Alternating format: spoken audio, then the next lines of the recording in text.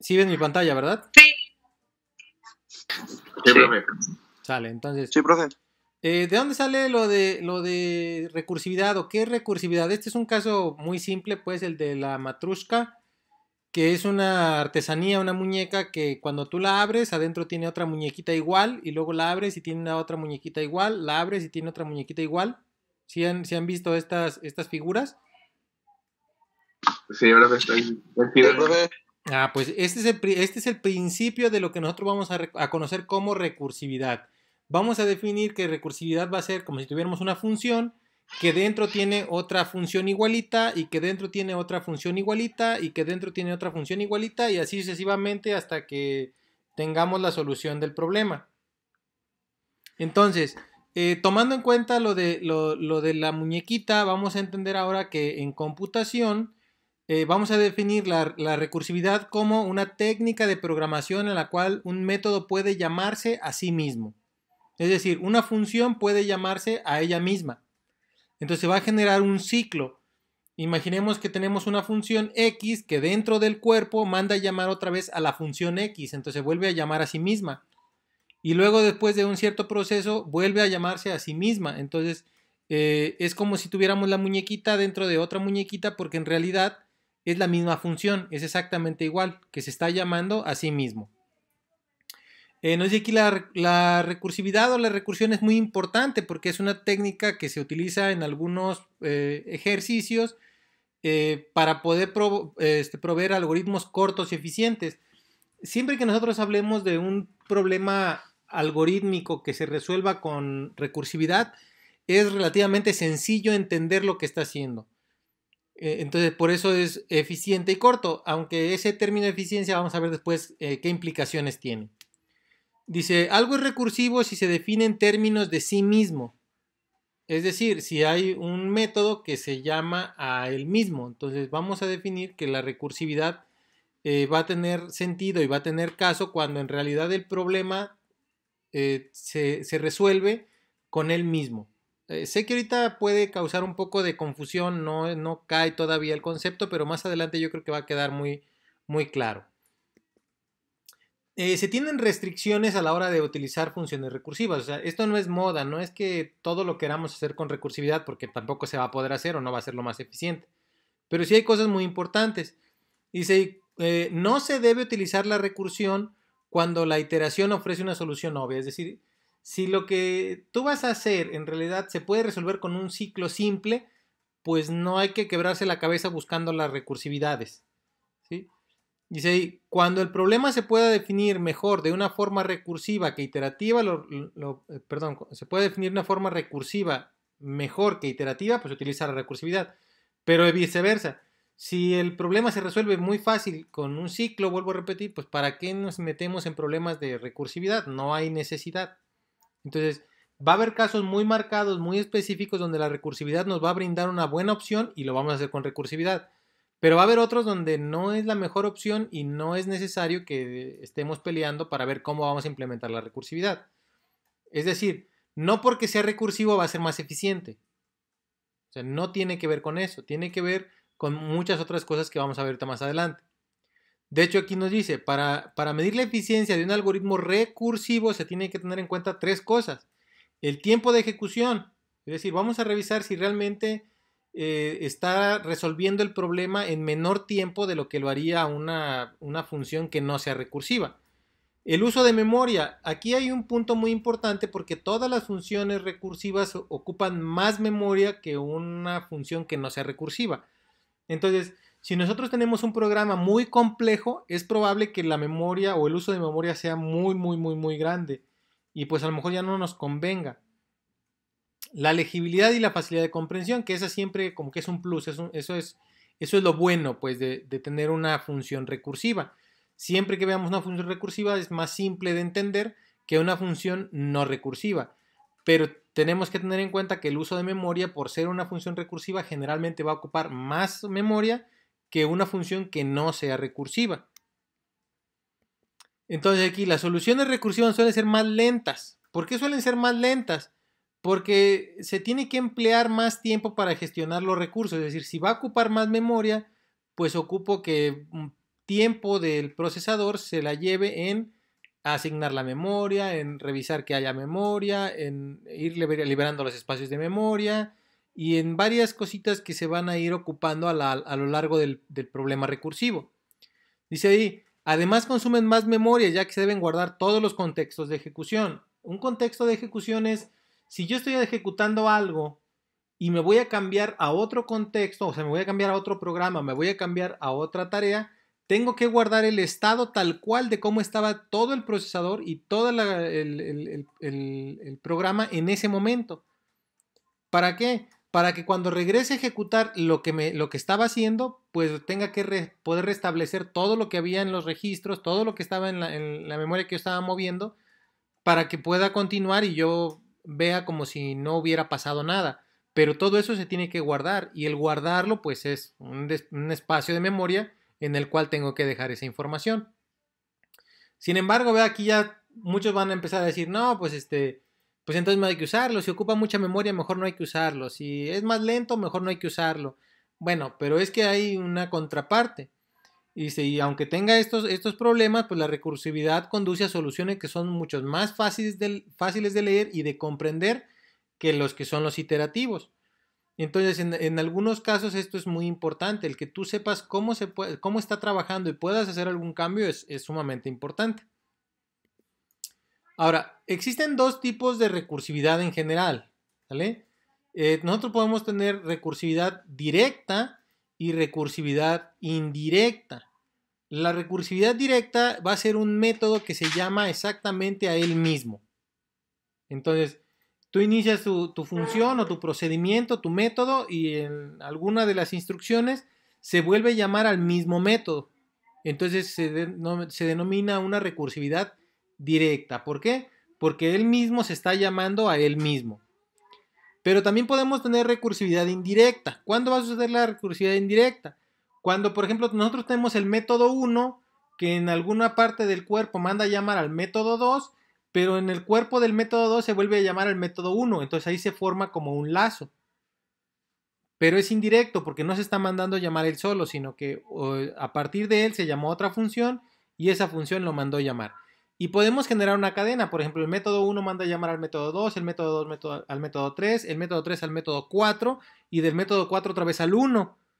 ¿Y por qué se dice que es recursivo? Porque en el cuerpo, ya sabemos que en el cuerpo del método 1 va a volver a llamar al método 2 y luego se va a mandar a llamar al método 3 y luego se va a mandar a llamar al método 4 y luego el 4 va a volver a mandar a llamar al método 1. Entonces, ese lazo que se forma se denomina recursividad. ¿Por qué? Porque estás recursando o estás regresando al mismo punto.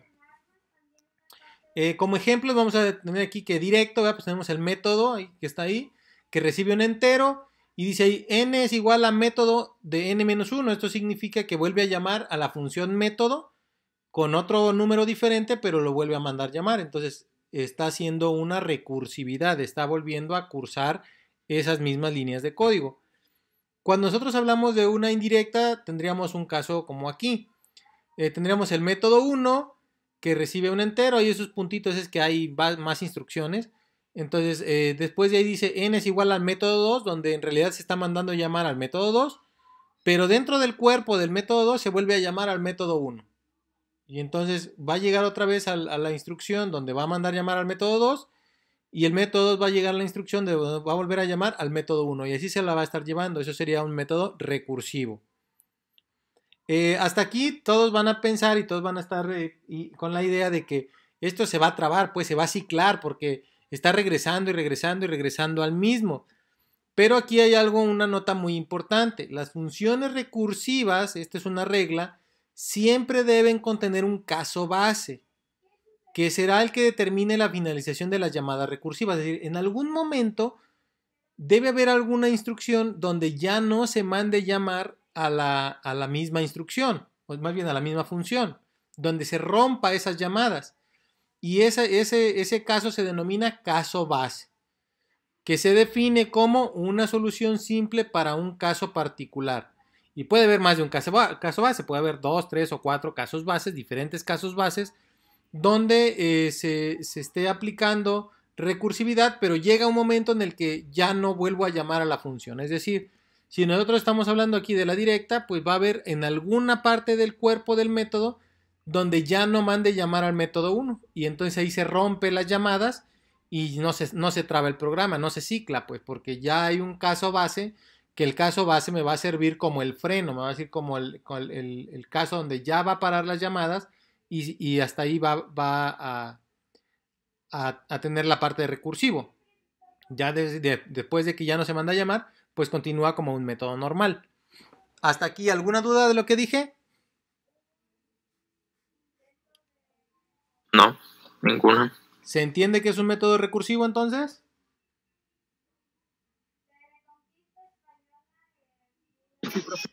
Sí. Va.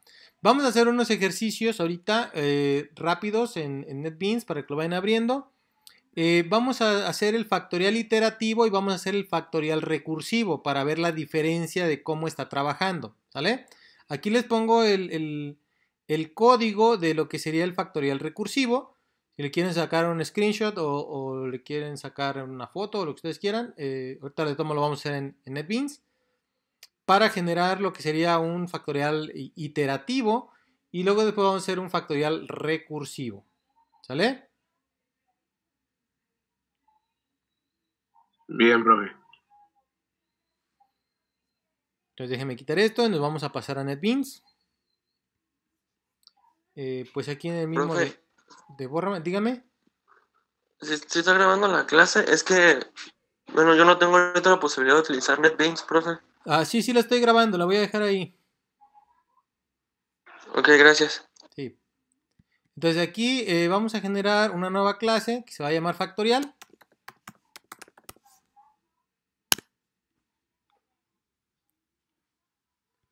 Dentro de factorial vamos a generar un método que se va a llamar factorial iterativo. Public int le voy a poner.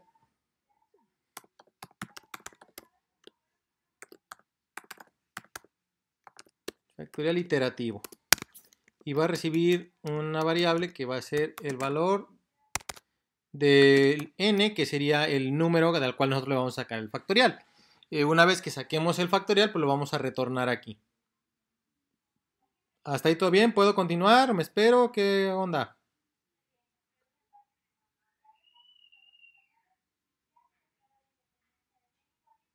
Aguánteme poquito.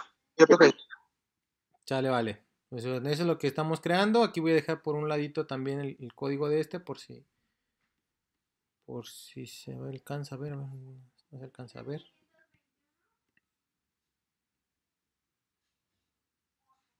este lado. ¿Alcanza a ver de este lado? Ahí está. Y más o menos alcanza a ver. Eso es lo que vamos a estar haciendo ahí. Vamos a definir una variable factorial. Aquí nos maneja con dobles, puede ser con enteros o con dobles. Obviamente con enteros vamos a hablar de números pequeños. Recordemos que el valor de entero pues, es un número pequeño. Y si no, pues lo hacemos con un doble para poder tener un número más grandote. Entonces declaramos la variable factorial. Aquí definimos, ¿verdad?, que si factorial el factorial de 0 sería 1. Entonces, si nosotros le damos el valor de 0, pues directamente nos regresa 1 y ya, no hay más que hacerle. Pero si nos da un valor diferente, entonces tiene que entrar a un ciclo que va a ir desde 1 hasta menor o igual a n y más, y vamos a ir multiplicando el factorial, que en realidad tiene 1 por, y luego va a ser por 1, por 2, por 3, por 4, por 5, por 6, hasta el número que corresponda, y al final retornamos el número factorial. Entonces, continúo con NetBeans. Sí. Ok, entonces aquí vamos a cambiarle para que quede igual, más o menos. Un double. Y vamos a declarar una variable. Aquí hice un double, f de factorial es igual a 1.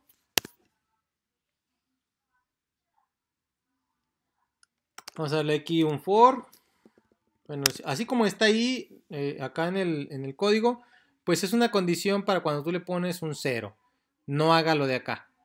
Pero en general, si lo vemos de forma real, pues es solamente para marcar el caso base, que sería este. Ahorita lo voy a colocar aquí Aunque en realidad esto pues, podría no estar. Este if podría no estar, pero vamos a colocarlo porque lo tiene. Entonces vamos a definir ahí if si n es igual a 0, es decir, si el valor de n que estamos nosotros haciendo es igual a 0, entonces lo que hace ahí sería que el factorial es igual a 1, pero ya estaba igualado en 1, por eso digo que esto de aquí pues ya no es necesario, pero bueno, vamos a ponerlo ahí. F igual a 1. Y si no, lo que hace sería el ciclo for, que sería el que está acá abajo. Entonces va a ser for int i igual a 0, no, igual a 1, y menor o igual que n y más más. Y hacemos f es igual a, tiene aquí f por i. Y al final, pues retornamos el factorial, que será el f. Ojo porque aquí no le puse las llaves al if, pero sabemos que si no le ponemos llaves, pues nomás es la primera instrucción. Entonces esta instrucción es la que se ejecutaría. Si entra aquí un 0, y si no, la primera instrucción que se ejecutaría sería el for, es decir, esta queda fuera, esta es independiente si entra al if o no entra al if. ¿Todo bien hasta aquí? ¿Continuamos?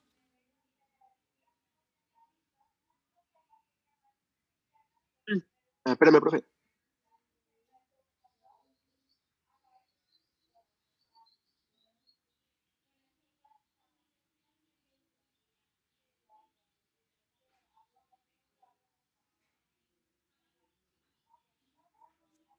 ¿Listo, Jesús?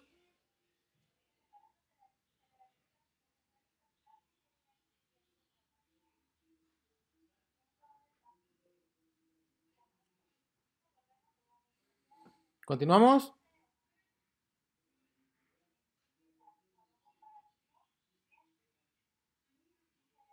¿Sí me escuchan o no? Sí, profe. Bueno, entonces vamos a hacer el Sí. test.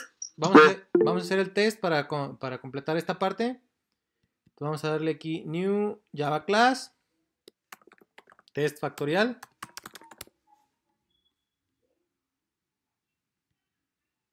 Vamos a crear un objeto de factorial dentro del main.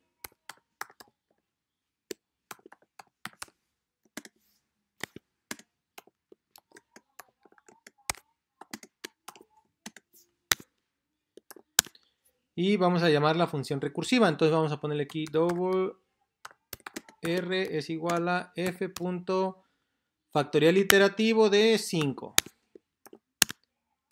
Y vamos a poner aquí que el factorial es más r de resultado. El más va afuera. Aquí. Entonces vamos a ejecutar esto. A ver si no nos marca error.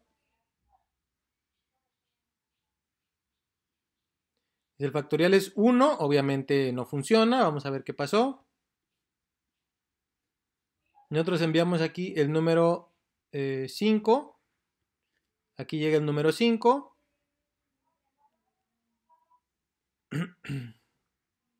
Llega aquí, nos va a preguntar que si es igual a 0, pues no. Entonces va a llegar aquí y va a empezar aquí desde que i es igual a 1, i es menor o igual a 5 y más más. Y f va a ser igual a f, que sería aquí 1, por 1.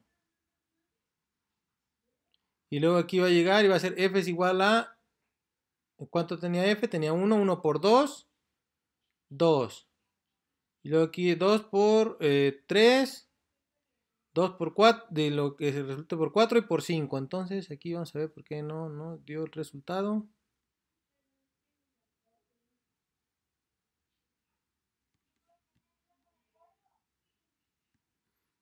Vamos a ir para allá.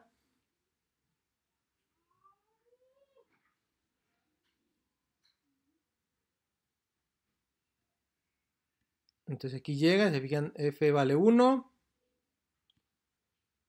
Aquí pregunta, no va, entonces llega aquí y n vale 5 y la f vale 1. Entonces llega aquí y multiplica 1 por f, que sería f por... Ah, es que aquí tengo 1 y debe ser i. Aquí me equivoqué. Aquí debe ser i. Aquí es donde yo estoy mal. Aquí sería una i, porque si no siempre nos estamos multiplicando por 1. Entonces ahora sí, va a multiplicar el 1 por el 1 y luego por el 2 y luego el resultado por el 3 y el resultado por el 4 y al final el resultado por el 5. Ahí es donde yo estaba mal. Por eso nos daba 1. Ahora al correr el factorial, pues nos va a dar el valor correcto, que sería 120. El factorial de 5 es 120. ¿Por qué 120? Porque vamos a multiplicar 1 por 2, por 3, por 4 y por 5. En realidad son 120. El factorial, por ejemplo, de 4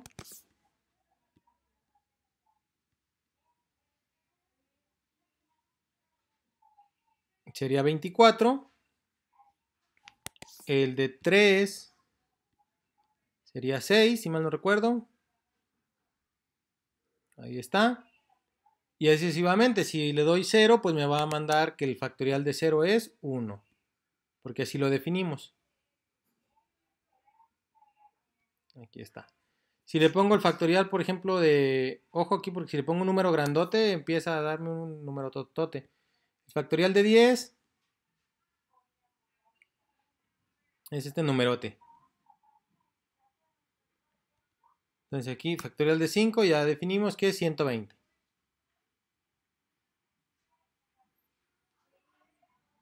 Este sería el iterativo, es decir, no se manda a llamar nunca a él mismo, simplemente está haciendo la multiplicación aquí en un ciclo for, pero nunca se manda a llamar a él mismo.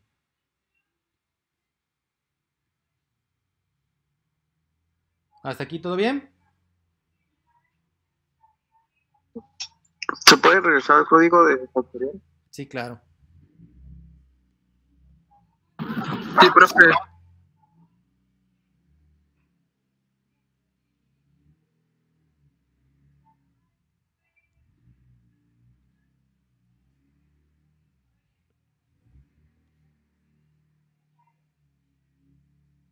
Ahora voy a explicar el factorial recursivo. El iterativo no hay problema porque es el que siempre hemos practicado, es el que siempre hemos hecho. Ahora voy a explicar un poquito del factorial recursivo. El recursivo se vería así. Vean cómo el recursivo lo único que va a hacer es recibe un número, revisa si es 0, retorna 1. Si no, lo que va a retornar va a ser la multiplicación del número por el factorial menos 1. Es decir, va a volver a mandar llamar la función factorial, pero con un número menos. Y luego va a llegar ahí y va a decir, ya llegaste a 0. Por ejemplo, si estamos hablando del 5, y entre el 5, 5 es igual a 0, no. Entonces, lo que va a hacer es 5 multiplicado por el factorial de 4. Vuelven a llamar el factorial con 4. Entonces, entra ahí el 4 y pregunta, ¿el 4 es igual al 0? No. Entonces, ese 4 lo vas a multiplicar por el factorial de 3. Y entonces va a llegar el 3 es igual al 0, no. Entonces, el 3 lo vas a multiplicar por el factorial de 2. Va a llegar el 2 es igual a 0, no. Entonces 2 lo vas a multiplicar por el factorial de 1. Y luego ya va a preguntar, 1 es igual a 0, no. Entonces 1 por el factorial de 0. 0 es igual a 0, sí. Entonces retorna 1. Y entonces ya puedo multiplicar, porque ya sé que el factorial de 0 es 1, por el 1 que tenía pendiente por multiplicar, por el 2 que tenía pendiente para multiplicar, por el 3 que tenía pendiente por multiplicar, por el 4 que tenía pendiente por multiplicar, por el 5 que tenía pendiente por multiplicar, y ya tenías el resultado del factorial de 5. Ahora, voy a explicarlo un poquito más.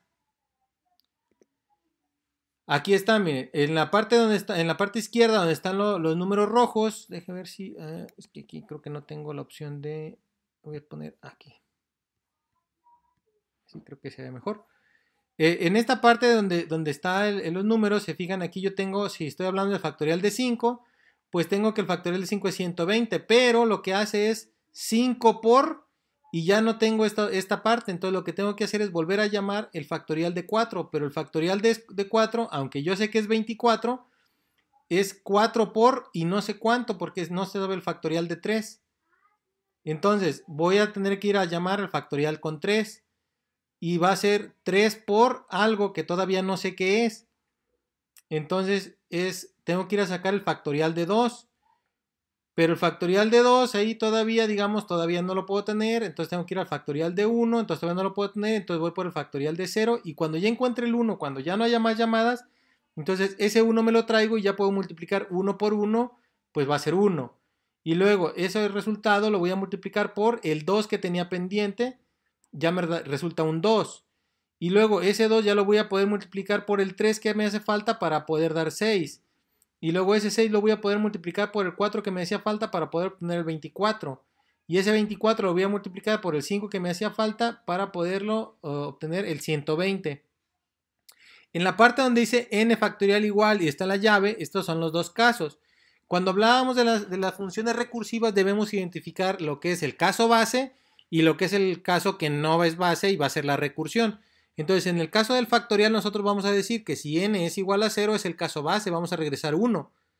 Pero si no es el caso base, va a ser n por n menos 1, que sería el factorial del número menos 1. En la parte de abajo, se fijan, estamos hablando del 4, para sacar el factorial de 4. Tengo aquí el factorial de 4, pero lo dejo pendiente y voy a sacar el factorial de 3. Y lo dejo pendiente para llegar al factorial de 2. Y lo dejo pendiente para llegar al factorial de 1. Y lo dejo pendiente para llegar al factorial de 0, que es donde está la columna más grande, donde está el pico de la pirámide. Cuando ya encontré el valor del factorial, entonces ahora voy hacia abajo, porque el factorial de 0 es 1, multiplicado por el 1, por el factorial de 1 que tenía pendiente, ya me hacen 1, multiplicado por el 2 que tenía pendiente, me hacen 2, multiplicado por el 3 que tenía pendiente, me hacen el 6, multiplicado por el 4 que tenía pendiente, me hace el 24 y así sucesivamente. Entonces toda esta parte que está aquí, donde dice n, vamos a hablar del pico de la pirámide, el N4, N3, N2, N1 y N0, todo esto es memoria que se está ocupando y que está pausado porque no puede continuar hasta que le den el resultado de la operación que sigue, de la vuelta que sigue. Entonces vean cómo se ocupa mucha memoria para poder hacer estas ejecuciones. Vamos a escribir el factorial recursivo para ver cómo nos quedaría y ahorita vemos, hacemos alguna comparación. Entonces vamos a escribirlo, vamos a escribir un método aquí, en el mismo de factorial, public double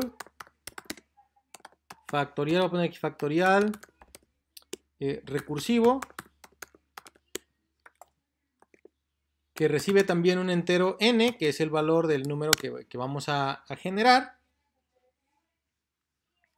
Y de acuerdo a lo que nosotros tenemos, ya identificamos el caso base, que cuando n valga 0 retornamos 1 y cuando no, vamos a retornar n por el factorial del número anterior.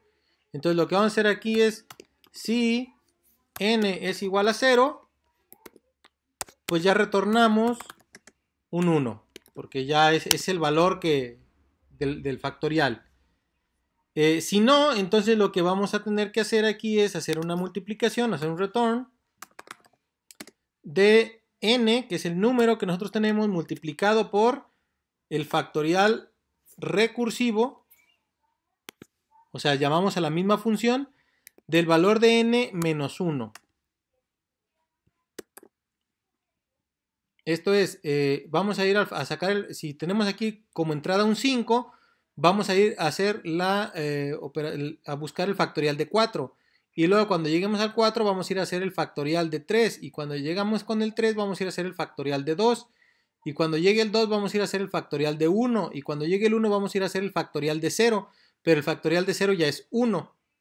Entonces, como ya no llama la función otra vez, entonces ya empieza a retornar todos los valores que estaban pendientes.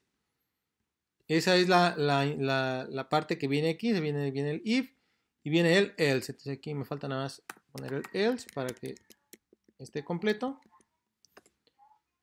Y pues ya nada, solo falta probarlo. Entonces vamos a ir aquí a test factorial otra vez. Y vamos a definir que en vez de que saque el factorial iterativo, saque el factorial recursivo del mismo valor de 5. Ya sabemos que el factorial de 5 es 120. Vamos a darle ejecutar. Y nos debe decir que el resultado es 120, el mismo valor. ¿Vale?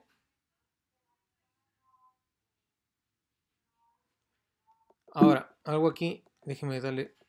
En el iterativo, voy a correr el iterativo otra vez. Aquí está el iterativo. Tenemos 120, ¿se fijan?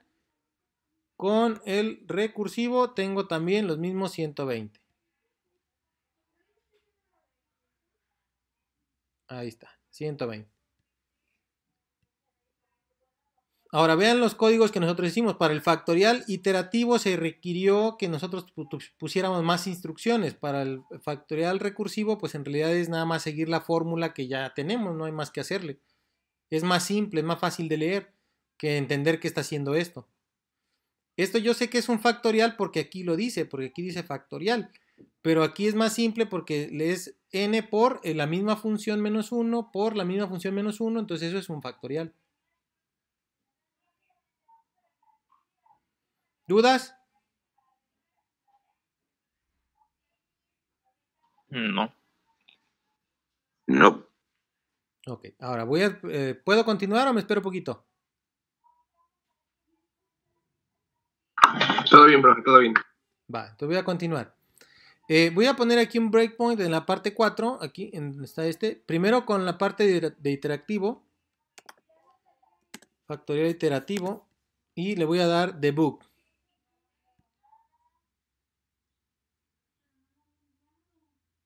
Aquí cuando le dé debug, entonces le voy a dar aquí en el F7 para ver que llega aquí. Y vean que aquí es donde está el ciclo, pero vean cuántas variables está utilizando, ¿sale? Tenemos n y tenemos f.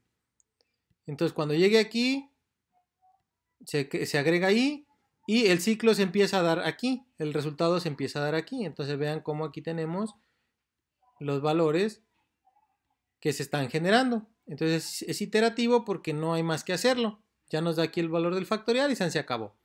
Ahora, sé que es 120. Ahora, ¿qué pasa con el factorial recursivo? Voy a hacer la misma opción de debug. Le voy a dar aquí que entre a la función con F7. Vamos a llegar aquí. Vean que n vale 5. ¿Vale? Entonces voy a llegar aquí y me va a decir, no lo puedes hacer, entonces va a ser 5 por, ve otra vez a la parte de sacar el factorial. Entonces le voy a dar aquí y vean que llego otra vez aquí a tener un factorial. Pero ¿qué pasó con el 5? El 5 queda pendiente. Vean cómo queda una línea como azulita. Y me dice aquí call stack line. Es decir, esta línea mandó llamar a esta. Todavía no salgo del método. Está pendiente que yo haga la multiplicación del 5 por el 4 que está aquí. Entonces ya llegó el 4. Reviso que sea el 4. Le voy a dar aquí F7. No es. Entonces voy a llegar aquí. Y voy a mandar llamar ahora al factorial porque tengo pendiente la multiplicación de 4 por el factorial recursivo de 3. Entonces cuando yo le dé aquí enviar, todavía no termina. Vean cómo no termina. Entonces aquí al no terminar, pues quedó pendiente. Ahora voy a hacer la del 3 por el 2, pero todavía no lo tengo. Entonces le voy a dar aquí y va a ir a tratar de sacar el factorial de 2. Aquí está, miren, llegó n con 2. Todavía no es 0, entonces ve y saca el factorial de 1. Vean aquí cómo está aquí hay un factorial recursivo, factorial recursivo, factorial recursivo, factorial recursivo, porque estas son las funciones que se están mandando llamar. Entonces aquí todavía no, voy a ir de aquí y va a generarse otra. Le voy a dar aquí call y vean cómo hay 1, 2, 3, 4, 5, 6 llamadas a este método, porque son las 5 llamadas recursivas más la inicial. Entonces ahora ya va a ser 0.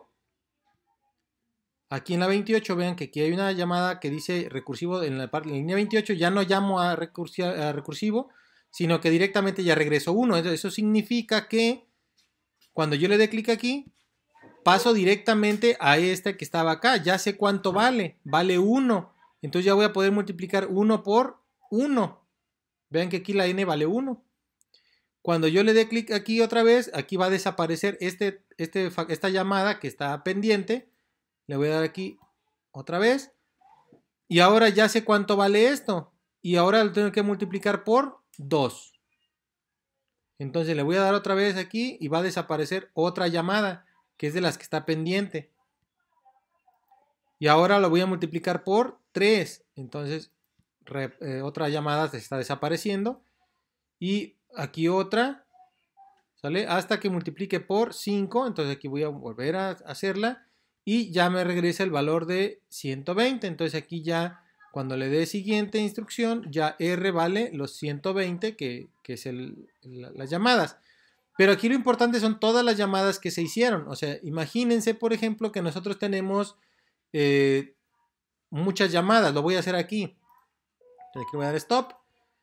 Y aquí en el factorial iterativo le voy a poner aquí cuando llegue a esta instrucción, porque me interesan las llamadas, que ahí se detenga. Entonces, cuando le ponga aquí 10, ojo, vean, cuando yo le ponga aquí 10 y le dé aquí debug file, se va a detener en la otra función, pero vean todas las llamadas que hizo.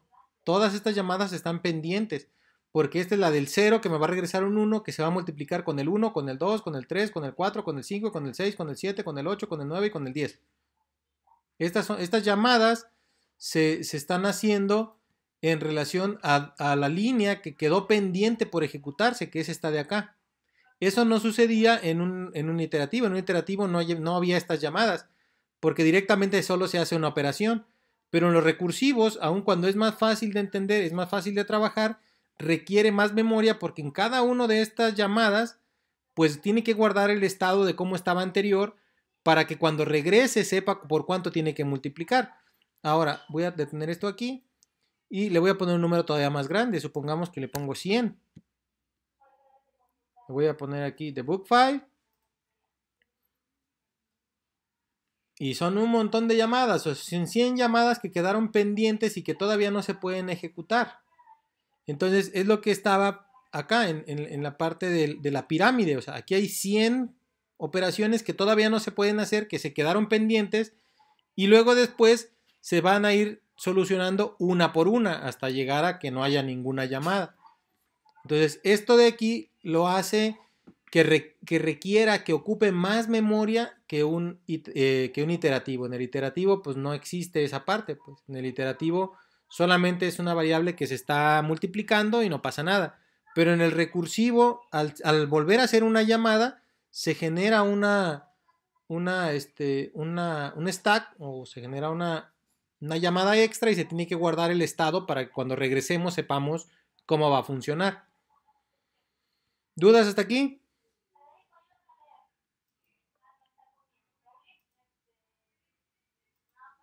No. Ya mire que el recursivo sí ocupa mucha memoria. En el recursivo Entonces, se va a ocupar más memoria. Sí, adelante.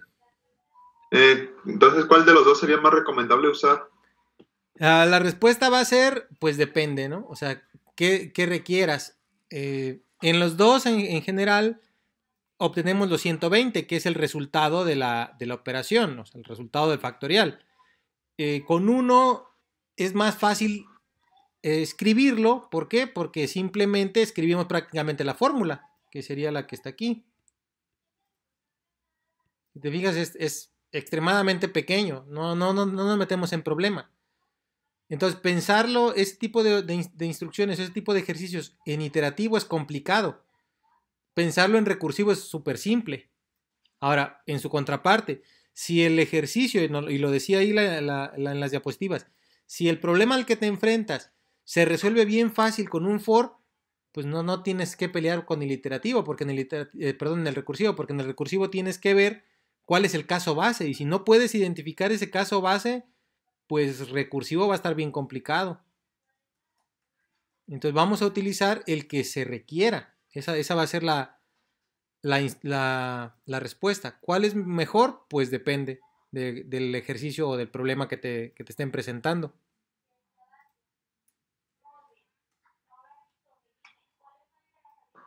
Ya. Dice su compañero Jesús que lo va a hacer cuando llegue a su casa. Bueno, pues esperemos que sí, que prueben esto que les estoy diciendo, porque en general es muy importante entender que aunque los dos resuelven el ejercicio o el problema, pues habrá situaciones en las que uno sea más fácil de implementar que otro. No siempre se puede hacer todo con recursivo y no todo siempre se va a hacer con iterativo. Depende mucho del problema. Si el problema se puede expresar de forma simple con iterativo, pues no use recursivo. Pero por el contraparte, si está muy complicado tratar de imaginártelo de forma iterativa, pero recursiva está bien simple, pues hazlo así. ¿Dónde sí vamos a tener un parámetro muy marcado de referencia? Cuando nosotros estemos trabajando, por ejemplo, en dispositivos que tienen una memoria muy pequeña, pero extremadamente pequeña, entonces ahí sí seguramente nosotros vamos a definir que lo mejor sería utilizar un algoritmo iterativo en vez de recursivo, porque los recursivos sabemos que van a ocupar más memoria.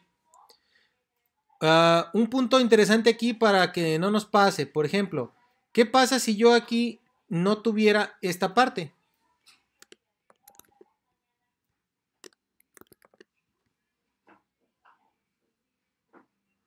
¿Qué pasaría?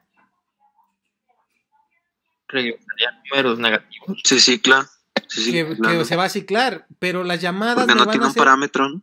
pero las llamadas me van a hacer que me marque un pequeño error aquí. Miren, le voy a decir, Creo si que nos marcaría acaba. 0, ¿no? Porque al final el número total se multiplicaría por 0. Run file, pero no, pero al final de cuentas se van a multiplicar por números negativos. O sea, está haciendo el procedimiento, pero va a llegar un momento en el que me va a llegar aquí un stack overflow. Es decir, ya te acabaste la memoria asignada para tu programa, porque son demasiadas llamadas que ya no se pueden sostener. O sea, ya no hay espacio de memoria para poder seguir haciendo llamadas. ¿Sí me entienden? Sí. Sí. Entonces, esto da la idea de que aún cuando esto exista, podría ser que yo aquí tenga un número muy grande.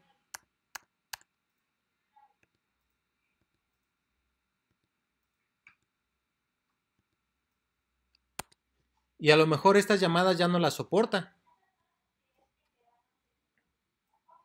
Entonces es un número totote. Va a estar mal el resultado, pero ya me marca aquí un Stack Overflow. ¿Por qué? Porque no se puede hacer un número... Tantas llamadas, pues. O sea, en la memoria, cada que tú haces una llamada, recuerdas que es un espacio de memoria que se tiene que estar guardando de cómo estaba. Y luego ya haces otra y tienes que guardar otro espacio de cómo estaba. Y llega un momento en el de que después de tantas llamadas, pues esto ya es un Stack Overflow. O sea, no se puede mantener tantas llamadas, pues. Entonces, sí hay que revisar ahí muy bien cuando tú estás utilizando un factorial o más factorial, unas llamadas recursivas, pues cuántas llamadas vas a tener, porque a lo mejor es un problema donde recursivamente es inviable, pues, porque es demasiada la memoria que vas a ocupar. ¿Cuánto sería el límite, profe? El límite es la memoria asignada al programa. Tú puedes asignarle memoria a tu programa. Por ejemplo, en Java hay una opción donde tú puedes definirle cuál es el tamaño de esa memoria que tú requieres para que corra tu programa. Entonces no depende de cuántas, no depende de si son 5, 8, 10, 15 o 20, sino se puede configurar y aparte pues depende de cuántas variables estés utilizando, depende de cómo esté el programa, porque no es lo mismo, por ejemplo, que aquí nosotros nada más estemos guardando el valor de n y que es el que se va a multiplicar por, a que tengas 300 variables multiplicadas por algo, o sea, eso va a ocupar más memoria.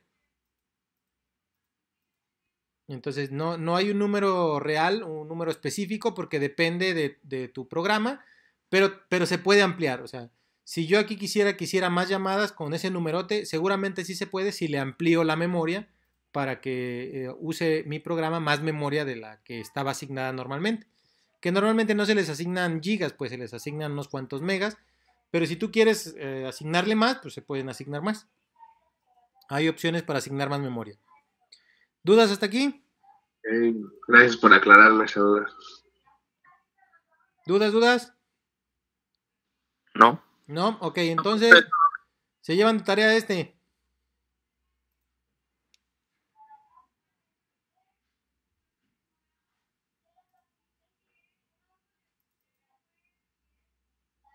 ¿Sí lo ven? Sí, tuve foto. Aquí son dos casos base. El caso base cuando valga 0 y el caso base cuando valga 1. Es decir, cuando valga 0 es 0 y cuando valga 1 pues es 1. Pero si no es ninguno de estos dos, Entonces tienes que volver a llamar a la misma función con el número -1 más la función con el número -2. Entonces nos va a sacar solo un resultado o dos resultados. 1, porque se está sumando. Si lo quieren comprobar, pueden entrar a una página que se llama es Fibonacci Online. Aquí está un generador de números Fibonacci. Entonces aquí tú le pones un número, por ejemplo el Fibonacci de 5, al calcularlo, dice que el Fibonacci de 5 es 5.